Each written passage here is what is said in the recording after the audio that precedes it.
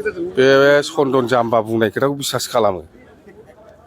जाम्बा बिनि खोथाखौ लानानै बिसास खालामना खामानि मावबाथाय सेस जागोन जातियानो सेस जागोन बिनि खोथा दा रायलायाखै जाम्बासो लाब गैया আজি আমাৰ 13 নম্বৰ চিৰাং ব্লক বিপিএফ দলৰ উদ্যোগত ওমেন বিএছইউ আৰু ইয়তৰ যিটো ৱৰ্কশ্বপ বা কৰ্মশালা মানে ৱৰ্কাৰ্ছ মিট এই প্ৰগ্ৰামত মই আহি পেলাই যিখিনি দেখিবলৈ পাইছে খুব ভাল পৰিৱেশ মানে 13 নম্বৰ চিৰাং হিচাপে আমাৰ জিকাৰ কিবাটো 100%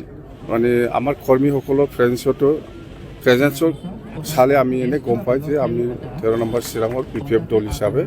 আমি জিকিব আকৌ তো কথা সেইটোৱে আৰু ভাল প্ৰগ্ৰাম হৈছে এনেকুৱা প্ৰগ্ৰাম সব সমষ্টিত হৈ আছে আমাৰ ইয়তৰ বা বিএছইউ আৰু ওমেনে লিড লৈ আছে এইটো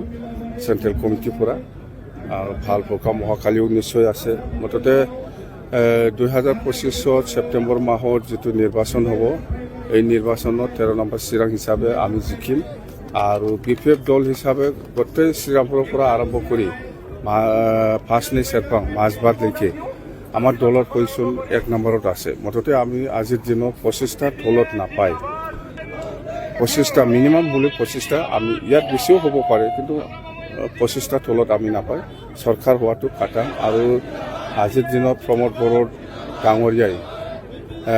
যিবিলাক শ্লোগান দি আছে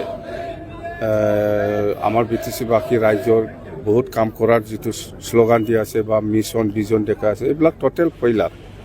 টোটেলি পইলাৰ সি মিছা কথা কয় আৰু তাৰ যিটো কাম কৰাৰ যিটো আয়ু বিটিসিত শিৱৰ যিটো ক্ষমতা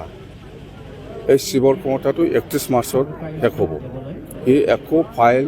একো মুভমেণ্ট কৰিব নোৱাৰে একো নতুন চেংচন দিব নোৱাৰে একো নতুন এপ্ৰুভ কৰিব নোৱাৰে ৰিলিজো কৰিব নোৱাৰে মুঠতে 31 মাৰ্চটো তাৰ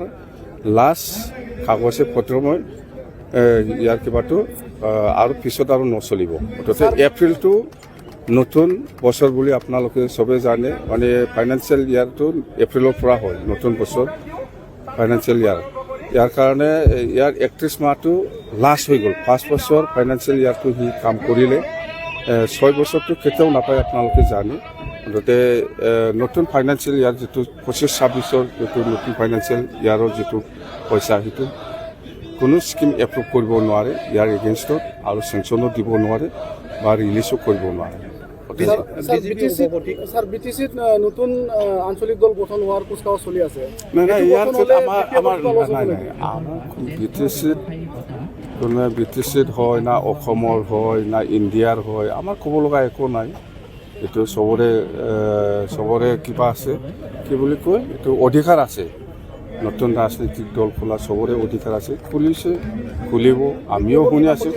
বিপিএফ দলৰ কোনো ক্ষতি নহয় বিপিএফ হিচাপেই আছে